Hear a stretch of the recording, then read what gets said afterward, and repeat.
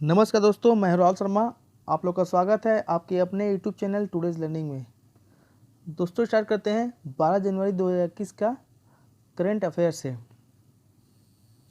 Video start करने से पहले दोस्तों आप लोगों से रिक्वेस्ट है, अगर वीडियो पसंद आए तो चैनल को सब्सक्राइब जरूर कीजिएगा, साथ में लाइक और शेयर करना मत भूलिएगा। तो चलिए दोस्तों स्टार्ट करते हैं। पश्चिम बंगाल की सीएम ने किया 26वें कोलकाता अंतर्राष्ट्रीय फिल्म महोत्सव का उद्घाटन। कौन सा नंबर का? 26वें। पश्चिम बंगाल की मुख्यमंत्री ममता बनर्जी ने 26वें कोलकाता अंतर्राष्ट्रीय फिल्म महोत्सव KIFF का फुल फॉर्म होगा कोलकाता इंटरनेशनल फिल्म फेस्टिवल। उद्घाटन समारोह में बॉलीवुड सुपरस्टार और पश्चिम बंगाल के ब्रांड एम्बेसडर शाहरुख खान ने वर्चुअली मुंबई से भाग लिया। दिग्गज फिल्मकार सत्यजीत रे की क्लासिकल अपूर्व संसार इस महोत्सव की उद्घाटन फिल्म होगी। कौन सी फिल्म होगी? अपूर्व संसार। किसकी है? इसके डायरेक्टर कौन है? सत्यजीत रे। जिसमें 45 देशों की 131 फिल्मों को 13 जनवरी तक दिखाया जाएगा। कब तक दिखाया जाएगा? 13 जनवरी तक। ठीक है दोस्तों, आगे थोड़ा सा पढ़ लेते इसके बारे में। इन फिल्मों का प्रदर्शन साल्टेक और रविंद्र सदन, नंदन शिशिर मंच और रविंद्र ओकाकुरा भवन में किया जाएगा। इसके अलावा इतालवी फिल्म निर्माता फेडेरिको फेलिनी की 6 फिल्मों और सितार वादक रविशंकर, गायक हेमंत मुखर्जी की फिल्में और हास्य कलाकार भानु बंदोपाध्याय की फिल्म की स्क्रीनिंग की जाएगी। दोस्तों इससे जुड़ा जो क्वेश्चन आ सकता है वो होगा, पश्चिम बंगाल की मुख्यमंत्री कौन है? ममता बनर्जी। और राज्यपाल कौन है?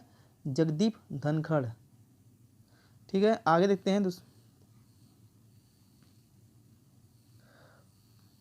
गुजरात के पूर्व मुख्यमंत्री माधव सिंह सोलंकी का निधन। भारत के पूर्व विदेश मंत्री और गुजरात के मुख्यमंत्री रहे दिग्गज कांग्रेस नेता माधव सिंह सोलंकी का निधन। उन्होंने जून 1991 से मार्च 1992 तक, कब से कब तक? जून 1991 से मार्च 1992 तक भारत के विदेश मंत्री के रूप में कार्य किया। वह 1976 से 1990 के बीच 3 बार गुजरात के मुख्यमंत्री रहे। वह नरेंद्र मोदी से पहले राज्य के सबसे लंबे समय तक मुख्यमंत्री बने रहने वाले नेता थे। आगे देखते हैं अब। जापान ने भारत के कोविड राहत प्रयासों के लिए 2113 करोड़ का ऋण देने की घोषणा की। तो जापान ने भारत को 30 मिलियन जापानी येन, लगभग 2113 करोड़ रुपए होगा, विकास सहायता ऋण देने की घोषणा की। इस कार्यक्रम के ऋण का उद्देश्य कोविड-19 महामारी के गंभीर प्रभावों के खिलाफ पूरे देश में गरीब और कमजोर लोगों को समन्वित और पर्याप्त सामाजिक सुरक्षा प्रदान करने के भारत के प्रयासों में सहयोग करना है। भारत और जापान का 1958 से द्विपक्षीय विकास सहयोग का एक लंबा और एक लाभदायक इतिहास रहा है। पिछले कुछ वर्षों में भारत और जापान के बीच आर्थिक सहयोग एवं रणनीतिक साझेदारी में मजबूत और विकसित हुआ है। कुछ इम्पोर्टेंट चीज़ देख लीजिए जापान के बारे में। तो जापान की राजधानी क्या होती है? टोक्यो। और जापान की जो मुद्रा है वो जापानी येन है। जापान के प्रधानमंत्री हैं योशिहाइड सुगा। कौन है? योशिहाइड सुगा। आगे है, जो बाइडेन ने 2 भारतीय अमेरिकियों को अमेरिका की राष्ट्रीय सुरक्षा परिषद में शामिल करने का किया ऐलान। अमेरिका के नवनिर्वाचित राष्ट्रपति जो बाइडेन ने भारतीय मूल की अमेरिकी सुमोना गुहा, किसको? सुमोना गुहा को दक्षिण एशिया का वरिष्ठ निदेशक, सुमोना गुहा को दक्षिण एशिया का वरिष्ठ निदेशक और तरुण छाबड़ा को प्रौद्योगिकी और राष्ट्रीय सुरक्षा का वरिष्ठ निदेशक नामित किया। गुहा विडेन हैरिस अभियान में दक्षिण एशिया विदेशी नीति कार्यकारी समूह की संयुक्त अध्यक्ष थी और वर्तमान state department agency review team का हिस्सा हैं। ओबामा बिडेन प्रशासन के दौरान छाबड़ा ने राष्ट्रीय सुरक्षा परिषद के स्टाफ रणनीति योजना के निर्देशक और मानवाधिकार और राष्ट्रीय सुरक्षा मामलों के निदेशक के रूप में काम किया और पेंटागन में रक्षा सचिव के स्पीच लेखक के रूप में भी कार्य किया है। थोड़ा सा जान लेते हैं सिमोना गुहा के बारे में। गुहा जॉन्स हॉपकिंस और जॉर्ज टाउन विश्वविद्यालय से ग्रेजुएट है। कहाँ से? जॉन्स हॉपकिन और जॉर्ज टाउन विश्वविद्यालय से। प्रौद्योगिकी और राष्ट्रीय सुरक्षा के लिए वरिष्ठ निदेशक के रूप में नामित छाबड़ा जॉर्ज टाउन विश्वविद्यालय में centre for security and emerging technology में सीनियर फेलो हैं। तरुण छाबड़ा के बारे में अगर पढ़ते हैं तो टेनेसी में जन्मे, लुसियाना में बड़े हुए। छाबड़ा पहली पीढ़ी के अमेरिकी और स्टैनफोर्ड विश्वविद्यालय, ऑक्सफोर्ड विश्वविद्यालय और हार्वर्ड लॉ स्कूल से ग्रेजुएट हैं। देखते हैं अगली खबर को। IREDA NHPC ने ग्रीक एनर्जी परियोजना के लिए मिलाया हाथ। तो HNPC लिमिटेड ने अगले 5 वर्षों में अक्षय ऊर्जा परियोजना की स्थापना में सहायता प्रदान करने के लिए भारतीय अक्षय ऊर्जा विकास agency, Indian renewable energy development agency के साथ एक समझौता ज्ञापन पर हस्ताक्षर किए हैं।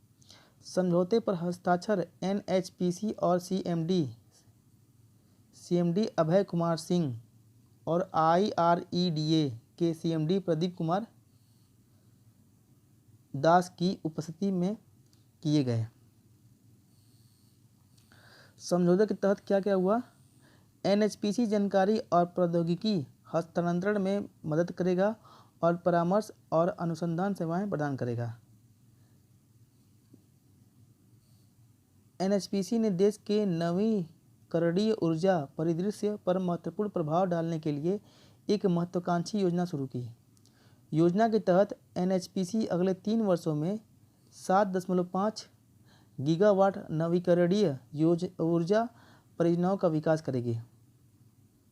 NHPC ने पहले ही स्वामित्व के आधार पर 102.5 मेगावाट की एक अक्षय क्षमता का सफलतापूर्वक कमीशन लिया है और मध्य के आधार पर 2000 मेगावाट का अनुबंधन किया है। थोड़ा सा NHPC के बारे में जान लेते हैं हम लोग।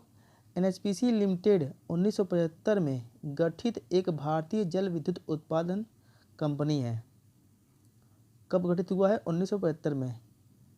इसका स्थापना सभी पहलुओं में जल विद्युत शक्ति के कुशल विकास की योजना बनाने और बढ़ावा देने के उद्देश्य से की गई थी। बाद में NHPC ने ऊर्जा के अन्य स्रोतों जैसे कि भूतापीय, सौर, पवन, ज्वार आदि को शामिल करने के लिए विस्तार किया। अगली खबर है WTO में हुआ भारत की 7वीं व्यापार नीति समीक्षा का समापन।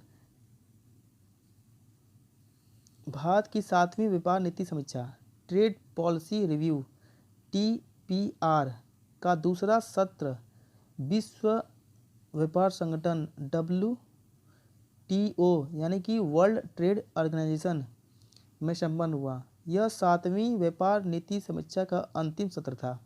व्यापार नीति की समीक्षा विश्व व्यापार संगठन के निगरानी समारोह के तहत एक महत्वपूर्ण तंत्र है। इस व्यापार नीति की समीक्षा के दौरान WTO ने WTO के नियमों का पालन करने और रचनात्मक प्रतिक्रिया प्रदान करने के उद्देश्य से सदस्यों के व्यापार और संबंधित नीतियों का आकलन किया।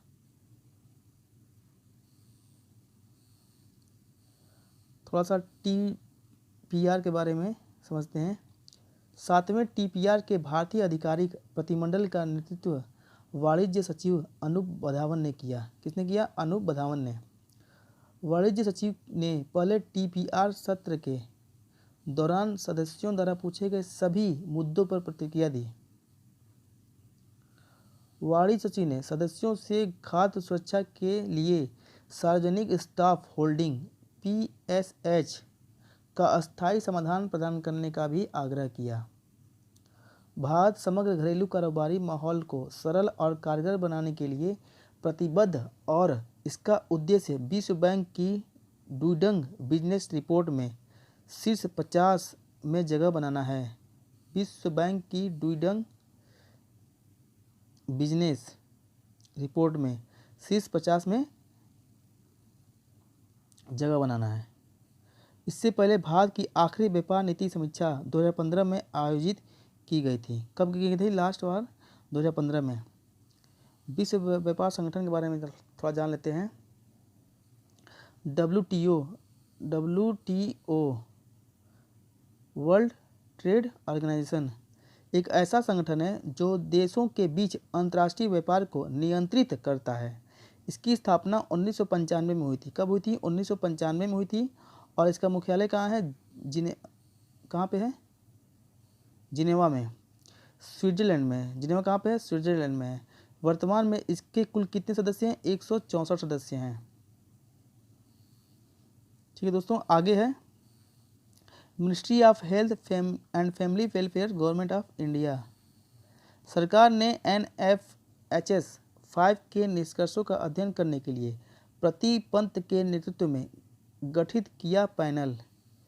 स्वास्थ्य और परिवार कल्याण मंत्रालय ने हाल ही में राष्ट्रीय परिवार स्वास्थ्य सर्वेक्षण 5 से प्रतिकूल निष्कर्ष का अध्ययन करने के लिए एक तकनीकी विशेषज्ञ समूह का गठन किया। मंत्रालय ने संयुक्त सचिव कौन है? प्रीति पंत के नेतृत्व में चिकित्सा और पोषण विशेषज्ञों की तकनीकी समिति का गठन किया।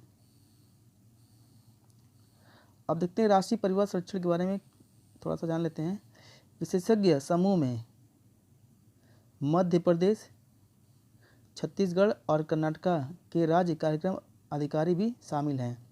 समिति राष्ट्रीय परिवार स्वास्थ्य सर्वेक्षण 5 के निष्कर्षों की जांच करेगी और साथ ही एनीमिया, कुपोषण, सी-सेक्शन और स्टंटिंग से संबंधित संकेतकों पर सुधार करने के लिए नीतियों और कार्यवाही के पाठ्यक्रम का सुझाव देगी। आगे है नवगठित तकनीकी विशेषज्ञ समूह नियमित रूप से बैठकें करेगा और जल्द ही अपनी सिफारिशें देगा। जब तक कोई बैठक नहीं हुई और पहली बैठक के लिए कोई तारीख तय नहीं की गई है, अब तक कोई बैठक नहीं हुई है और पहली बैठक की कोई तारीख तय नहीं की गई है। राष्ट्रीय परिवार स्वास्थ्य सर्वेक्षण 5 के बारे में जानकारी देखते हैं क्या है। राष्ट्रीय परिवार स्वास्थ्य सर्वेक्षण 5 के प्रथम चरण की फैक्टशीट दिसंबर 2020 में जारी की गई थी। कब जारी की गई थी? दिसंबर 2020 में। इस सीट में 22 राज्यों केंद्र शासित प्रदेशों को शामिल किया गया और 131 संकेतकों जैसे परिवार कल्याण, जनसंख्या, पोषण, प्रजनन और बाल स्वास्थ्य इत्यादि बारे में जानकारी दी गई। राष्ट्रीय परिवार सर्वेक्षण 5 से पहले 1992, 1993, 1998, 1999 तक 2005, 2006, 2015, 2016 में 4 सर्वेक्षण किए गए हैं। NFHS के सभी round international institute for population sciences Mumbai द्वारा आयोजित किए गए थे। आगे दोस्तों, सागर अन्वेषिका। हर्षवर्धन ने तटीय अनुसंधान पोत सागर अन्वेषिका का किया जलावतरण। तो केंद्रीय विज्ञान मंत्री हर्षवर्धन ने चेन्नई बंदरगाह पर तटीय अनुसंधान वाहन सागर अन्वेषिका, नाम दोस्तों याद करिएगा, सागर अन्वेषिका का जलावतरण किया। इस वाहन का उपयोग तटीय और अपतटीय जल दोनों में पर्यावरण अनुक्रमण और बॉथीमेट्रिक मतलब पानी के नीचे की सुविधाओं को मैप करने के लिए किया जाएगा। इसका उपयोग राष्ट्रीय महासागर प्रौद्योगिकी संस्थान NIOT के अनुसंधान उद्देश्यों के लिए किया जाएगा और इसका निर्माण टीटागढ़ वैगन्स कोलकाता पश्चिम बंगाल द्वारा किया गया है। NIOT के पहले से ही 6 रिसर्च वेसल्स हैं। सागर कन्या, दूसरा कौन सा है, सागर संपदा, सागर निधि, सागर मानुष और सागर तारा। ठीक है, थोड़ा सा सागर अन्वेषक के बारे में जानते हैं, क्या क्या इसमें होता है।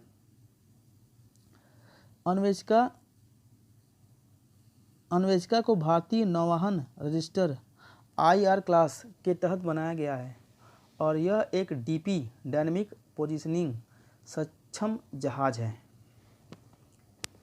अन्वेषिका समुद्र में खोज करने की क्षमता और क्षमता को बढ़ाएगी, जो पानी, ऊर्जा, भोजन, खनिजों का एक बड़ा स्रोत है। अनुसंधान वाहन का उपयोग करते हुए समुद्री वैज्ञानिक समुद्र के नीचे 6 किलोमीटर की यात्रा कर सकते हैं। कितने नीचे? 6 किलोमीटर नीचे तक की यात्रा कर सकते हैं। वैज्ञानिक भी अनुसंधान गतिविधियों का संचालन करने के लिए 16 घंटे से अधिक समय तक पानी के भीतर रह सकते हैं। अन्वेषिका वैज्ञानिकों को विभिन्न समुद्री विज्ञान अनुसंधान मशीनों को संचालित करने में सक्षम करेगी। इसमें नवीनतम उपकरणों से लैस आधुनिक प्रयोगशालाएं हैं। थोड़ा सा कुछ इंपॉर्टेंट बातें लिखी गई हैं। राष्ट्रीय महासागर प्रौद्योगिकी संस्था के निदेशक डॉक्टर GA रामदास जी हैं और राष्ट्रीय महासागर प्रौद्योगिकी संस्था मुख्यालय कहाँ पे है? चेन्नई, तमिलनाडु में। आगे देखते हैं दोस्तों, ट्विटर ने पोटस पर ट्रंप के नए ट्वीट को किया डिलीट, अभियान अकाउंट को भी किया निलंबित। ट्विटर इंक ने अमेरिकी राष्ट्रपति डोनाल्ड ट्रंप द्वारा आधिकारिक सरकारी अकाउंट @पोटस पर पोस्ट किए गए नए ट्वीट्स को ट्विटर से हटा दिया और अपने निजी प्लेटफॉर्म को अस्थायी रूप से बूट करने के बाद राष्ट्रपति अभियान के अकाउंट को भी निलंबित कर दिया है। @पोटस ट्विटर अकाउंट अमेरिका राष्ट्रपति डोनाल्ड ट्रंप का आधिकारिक ट्विटर अकाउंट है। दोस्तों इसको याद कर लीजिएगा, क्या है? @पोटस POTUS ट्विटर अकाउंट है। इस अकाउंट का नाम क्या रखा गया था? प्रेसिडेंट। इस अकाउंट का क्या नाम है? प्रेसिडेंट है। थोड़ा सा पोटस पर जान लेते हैं, पोटस ट्विटर अकाउंट के बारे में। पोटस ट्विटर अकाउंट हाल ही में इसलिए चर्चा में है क्योंकि ट्विटर द्वारा ट्रंप के अकाउंट @रियल डोनाल्ड ट्रंप को अस्थायी रूप से प्रतिबंधित और निलंबित किए जाने के बाद राष्ट्रपति ट्रंप ने ट्विटर के खिलाफ ट्वीट करने के लिए इस अकाउंट का उपयोग किया था। ट्रंप ने ट्वीट किया था कि Twitter has conspired with rivals and suspended his account to silence him, यानी कि ट्विटर ने उनके प्रतिद्वंदियों के साथ मिलकर उनके खिलाफ साजिश रची और उन्हें चुप कराने के लिए उनके अकाउंट को सस्पेंड कर दिया। इससे पहले ट्विटर ने @real Donald Trump Twitter account के अस्थायी निलंबन के बारे में एक आधिकारिक पोस्ट जारी किया था। @पोटस अकाउंट के माध्यम से ट्रंप द्वारा किए गए ट्वीट के बाद ट्विटर ने अपने ट्वीट को हटा दिया। @पोटस खाते में वर्तमान में 33.4 मिलियन फॉलोअर्स हैं। कितने हैं? 33.4 मिलियन। आगे दोस्तों, और ये आखिरी खबर है, विश्व हिंदी दिवस 10 जनवरी को मनाया गया है। कब? 10 जनवरी को। याद रखिएगा, विश्व हिंदी दिवस कब होता है? 10 जनवरी को। थोड़ा सा जानकारी लेके आए हैं उसके बारे में। हिंदी भाषा के विश्व स्तर पर प्रचार प्रसार और बढ़ावा देने के लिए वर्ष 2006 से, कब से? 2006 से, याद रखिएगा इसको, हर साल 10 जनवरी को विश्व हिंदी दिवस मनाया जाता है। कब? 10 जनवरी को हर साल। यह दिन पहले विश्व हिंदी सम्मेलन की वर्षगांठ है, यानी कि इस दिन 10 जनवरी 1975 को तत्कालीन प्रधानमंत्री इंदिरा गांधी ने किया था। इस दिन का उद्घाटन कब किया था? 10 जनवरी 1975 को प्रधानमंत्री इंदिरा गांधी ने। पहला विश्व हिंदी दिवस मनाए जाने की शुरुआत 10 जनवरी 2006 को हुई। 10 जनवरी 2006 को प्रधानमंत्री डॉक्टर मनमोहन सिंह द्वारा दी गई थी। हालांकि यह ध्यान रखने की बात है कि भारत में राष्ट्रीय हिंदी दिवस कब होता है? 14 सितंबर को मनाया जाता है। ठीक है दोस्तों, 14 सितंबर को। इसी दिन 1949 में संविधान सभा ने हिंदी देवनागरी लिपि को संघ की आधिकारिक भाषा साबित की थी। ठीक है दोस्तों, आज के लिए इतना ही। वीडियो को पसंद आया हो तो चैनल को सब्सक्राइब जरूर कीजिएगा, लाइक और शेयर करना मत भूलिएगा। मिलते हैं कल 13 जनवरी के न्यूज़ के साथ। धन्यवाद।